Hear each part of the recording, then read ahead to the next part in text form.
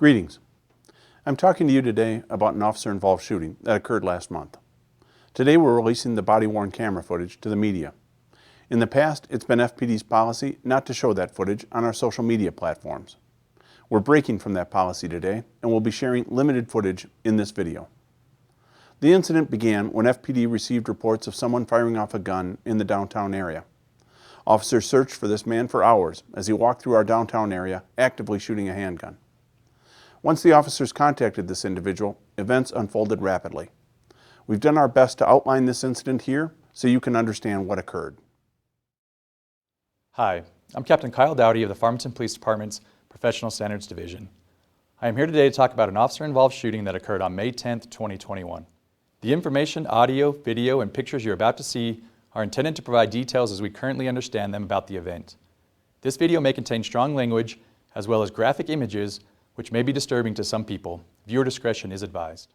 This incident began around 2:23 p.m. as numerous 911 calls came in of gunshots heard in the downtown Farmington area. The callers reported hearing several gunshots and seeing suspicious subjects walking in the area. Here is the first 911 call from a citizen about the incident. 911, what's the address of the emergency? Hi, we are on 600 West Main Street and, oh my gosh, we are right behind the historic Walters property, and there's people shooting guns.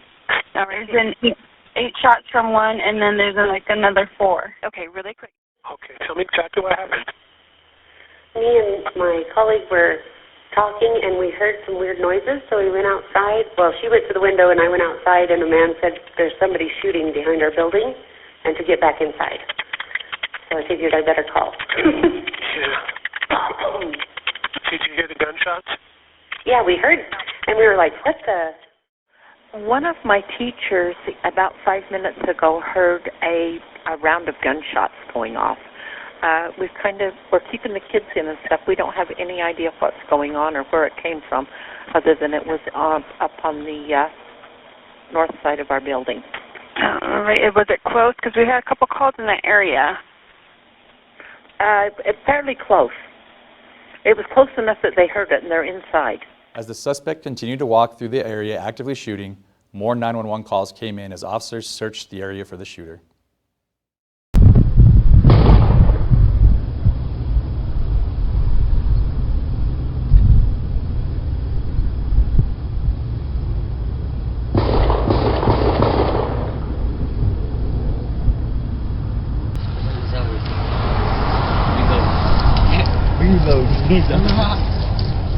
Exactly what happened?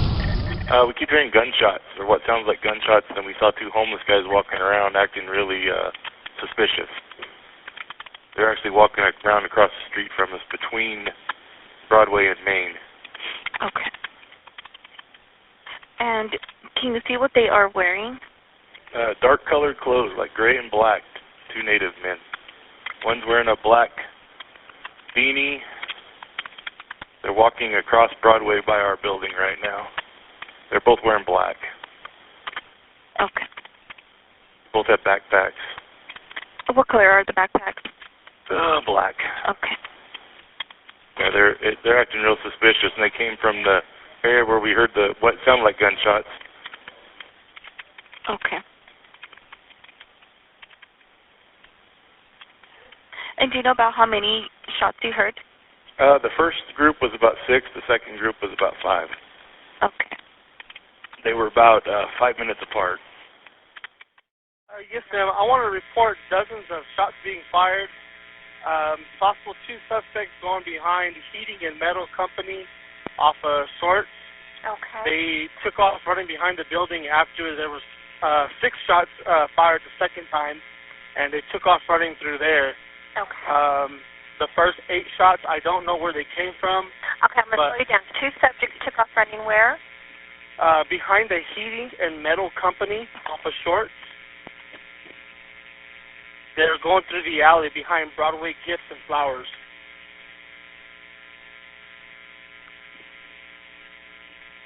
Okay, were they white, black, Native American, Hispanic, or? They're natives. No. Both of them were natives, yes. Okay. both native males? Yes, both of them were males. One was carrying a backpack. One had a really long belt hanging down from his legs. While officers searched the area, they located several spent shell casings in different locations throughout downtown. The officers also discovered an empty box of ammunition consistent with the shell casings and obtained a possible description of an armed suspect. Dispatch, how can I help you? Yes, my name is John. I'm a manager over here at Domino's West Main in Farmington. Okay. And I was just out back smoking a cigarette in the back of my store, and I found some gun casings. Oh. And I do notice that there is, like, cops in the area right now, just, like, looking. I don't know if they're looking for somebody. But I did notice that there is, like, I don't know if they're fresh, but my manager said that they weren't there last night, so they had to have been from today.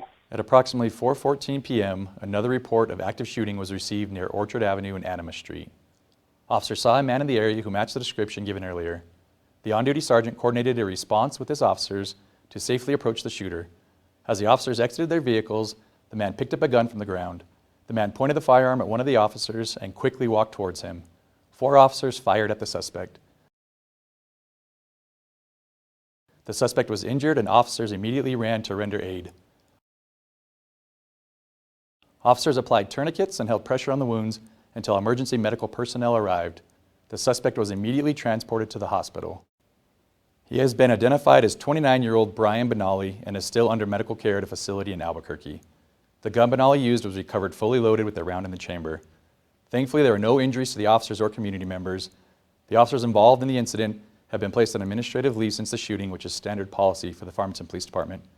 This incident is subject to both an internal and criminal investigation.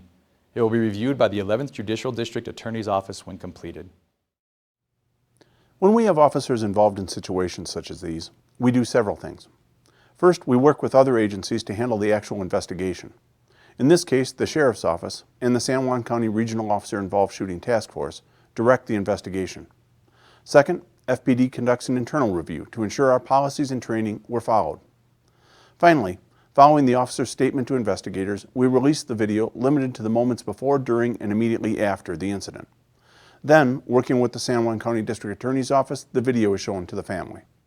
Although the Sheriff's Office investigation remains active and will be reviewed by the District Attorney's Office, we have completed our internal review. Based on the facts we now know, the officer's actions were within policy. 2 things are particularly noteworthy. First, the responding officers worked diligently to find the shooter before anyone was injured. Officers did not know what the man had been shooting at as he roamed the downtown area, but the potential for someone to be targeted was very real. Secondly, as soon as the officers stopped the man's advance on them, they quickly transitioned into life-saving mode. Several officers raced up to the subject and began immediate medical treatment that likely saved his life. This action reflects the value the Farmington Police Department and our officers put on saving lives. No matter what transpired seconds before, the officers rapidly transitioned, and I am very proud of their response. I have talked with you in the past about the importance of time and distance in determining how incidents such as this unfold.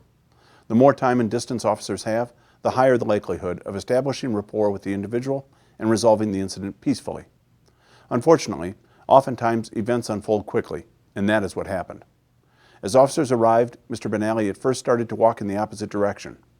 However, when he saw an officer blocking his exit route, Mr. Benally walked back, picked up his gun, and walked toward an officer while pointing the gun. All of this occurred within just a few seconds. Faced with an armed suspect who had been shooting off more than 24 rounds and who is now advancing on officers while pointing the gun at one officer, I believe the officer's actions were appropriate. The Farmington Police Department is committed to being as transparent as possible in critical incidents such as this. Our officers should be held to the highest standard and their actions critically reviewed. I know an event like this affects the community, the department, our officers, and the subject's family and friends. Whenever our officers are involved in a situation such as this, we conduct a thorough review.